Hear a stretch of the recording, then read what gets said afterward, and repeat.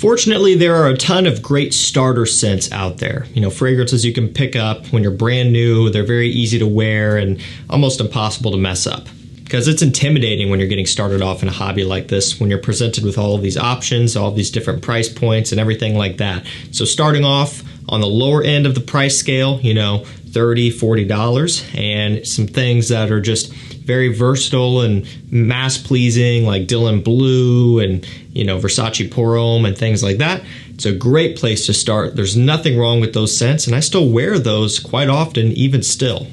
But let's say you start to outgrow some of those more, you know, entry-level scents. You know, you kind of start to get tired of them. They start to get a little bit boring, and you kind of lose that spark for this hobby that you had when you were first starting out. That's something that happened to me, and there was a point where I had to make a pretty serious pivot and start trying some things that I hadn't considered trying before. And once I started doing that, that initial spark was reignited, and I started having a lot of fun exploring and trying new scents, and it kind of helped save this hobby for me. And so today what I'm going to be doing is just giving you a real concise list of some scents to upgrade your collection. If you're starting off with things that are a little bit more entry level and you want to move up a little bit and have things that are a little bit more interesting and unique, you could go for any of these right here. Going to try to make it really easy to follow along. We're going to have varying price points here. We'll have a little bit of everything for everybody. Let's just dive right into it. This first one is Tom Ford Tobacco Oud. If you have deep pockets and you want to, you know, fork over a little over $250, then you can get a 50 ml bottle of Tobacco Oud. You know, the fact of the matter is it's very expensive. Most of the private blends are, or all of the private blends are expensive. However, if you do want something that's a little bit more premium and very unique, sometimes you just have to pay a little bit more. And in the grand scheme of things, there aren't really too many scents out there that smell like Tobacco Oud at a lower price. And so, unfortunately, when you're wanting to get something that smells like this, you kind of just have to pay the money for it. I also believe this one's officially discontinued and has been for a while. They're not producing this stuff anymore, so it would be another one that you might want to consider sooner rather than later.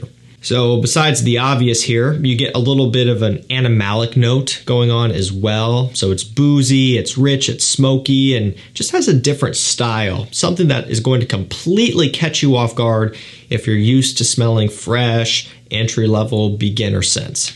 And I'm going to keep referencing to that throughout the video, you know, beginner level, fresh, whatever. That's not me talking down on scents like that, because I love freshies. I wear them often. And again, the ones I mentioned, I still do wear from time to time in the summertime. So it's just kind of a matter of putting things into perspective here.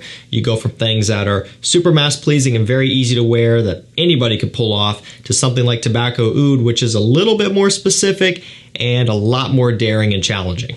And so for anyone to just go out and blind buy this one, it might be a risky move. You need to make sure you're confident in which you know you like. And so for beginners that haven't smelled anything like this before, use caution and sample it first. But hopefully by this point, you've experimented with maybe a few other things, and now you'll kind of have an idea of if this is something that you're going to like or not. And so, you know, you're going to have to kind of approach it with caution from there. Either sample it or try to find it, a friend that has a bottle or something like that.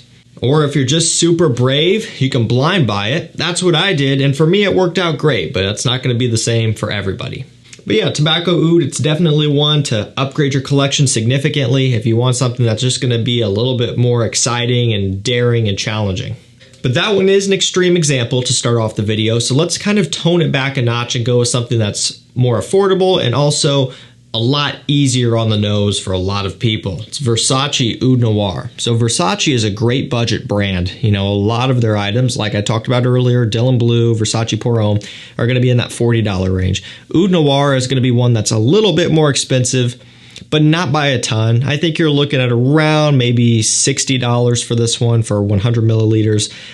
You're still going to be well under $100 on discounters, and that's the main thing here. So compared to a lot of other scents on the market, this one still works out to be very affordable, very reasonable overall, given that it's a wearable designer level oud scent that ultimately, for the price, offers a lot of quality and bang for your buck. Because oud itself is a more expensive ingredient to begin with, and now in this case here, It's going to be more of a synthetic oud, and we're talking a designer, a mid-range designer at that. So it's not like they're using actual oud in here, which is going to drive up the price. But generally, your oud flankers out there are just going to have more of a premium on them than their standard counterparts. So that's just how it goes, right? But again, all things considered, this one is not unreasonable.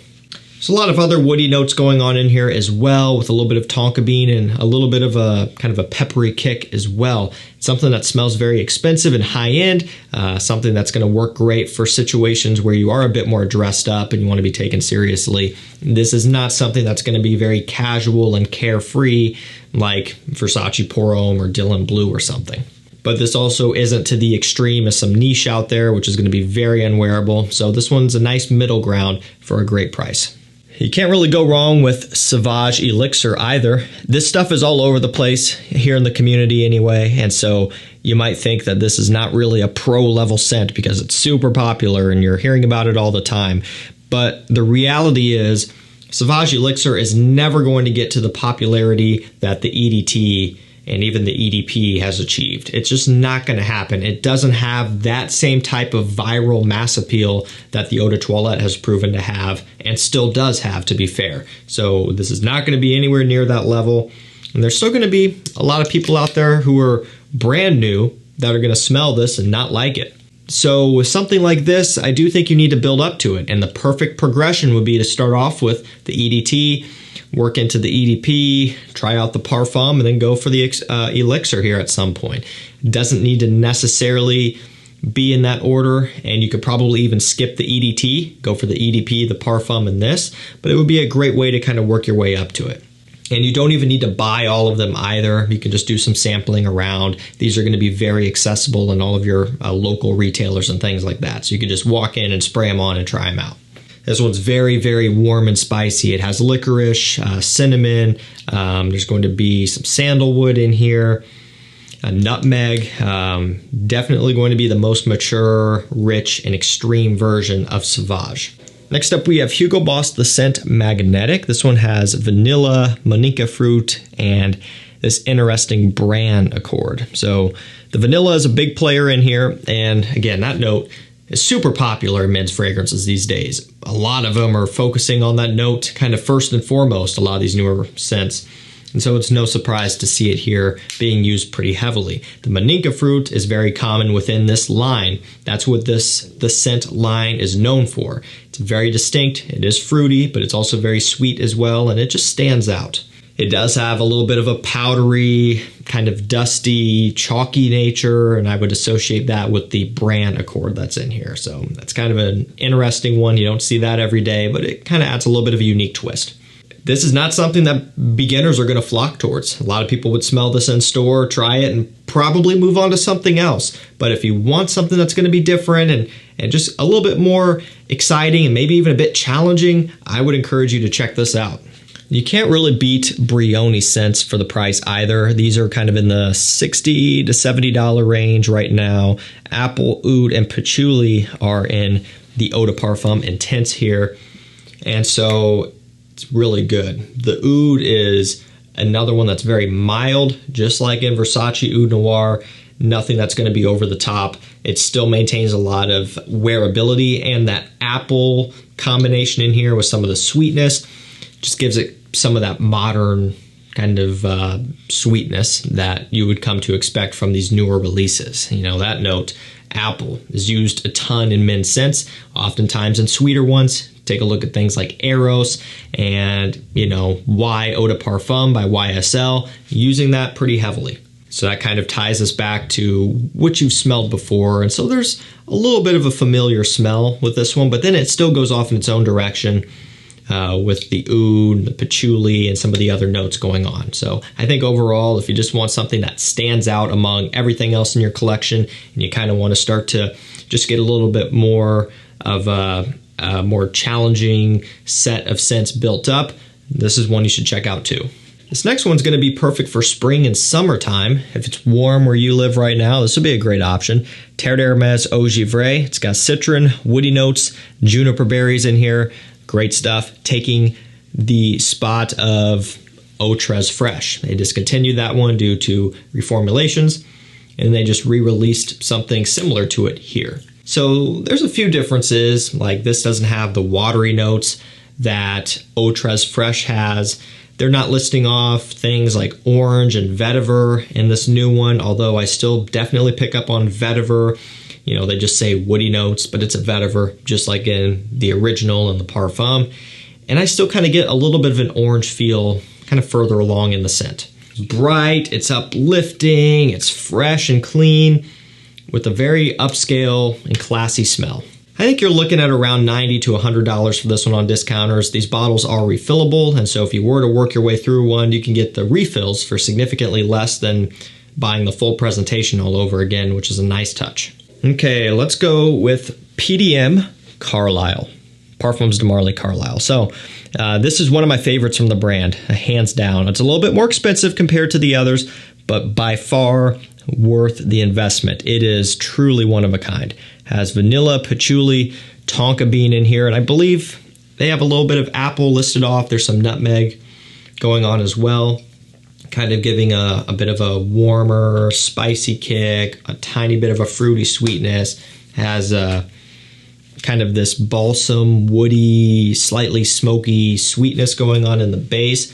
You'll kind of get some similarities to like a Mancera Red Tobacco, but this one's much more smooth, much more mild, and if I had to choose my favorite, it would be Carlisle. It's just more well-rounded and just better overall. That's not to diss on Red Tobacco because it's great, but it's pretty extreme. I think you're paying more for the PDM, significantly more, but it's going to be a lot more wearable in the long run. And so if you really wanted to take it to that extreme level, you could go for Red Tobacco or Intense Red Tobacco. It's going to be less money.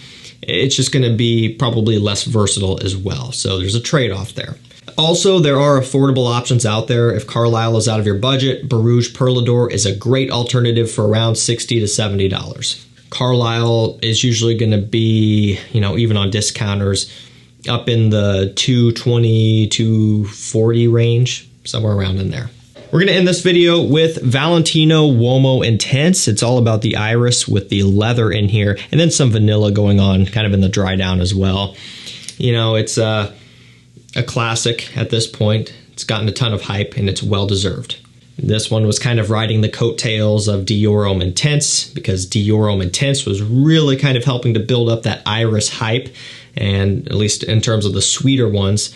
And so when this was released, kind of smelling similar, but with a leathery twist, which I really like, it also did very well, and still is well respected. But a lot of newer guys are going to hear how iris is described, and a lot of that's going to be, oh, it's lipsticky, smells like a makeup bag, it's sweet, whatever, and they're going to stay away from it. It's not really the case with Uomo Intense. I think this one's going to be easier to pull off than you might expect. And even for that matter, Dior Homme Intense is not too crazy either. But, you know, this would probably be a better segue into the sweeter iris scents if you're wanting to kind of start moving your collection in that direction. It's one you can get for, I don't know, $110, $115 on discounters. Well worth the money. Alrighty guys, that's going to do it for me. Some great scents to take your collection from noob to pro. It doesn't take much. You don't have to buy all of these all at once or ever. Go based off of your budget and what sounds good to you and try them out, and you're going to see a pretty big difference, and it's going to open you up to a whole new world of other types of scents out there. Thank you so much for watching. Stay safe, stay healthy. We'll see you tomorrow with another one. Take care.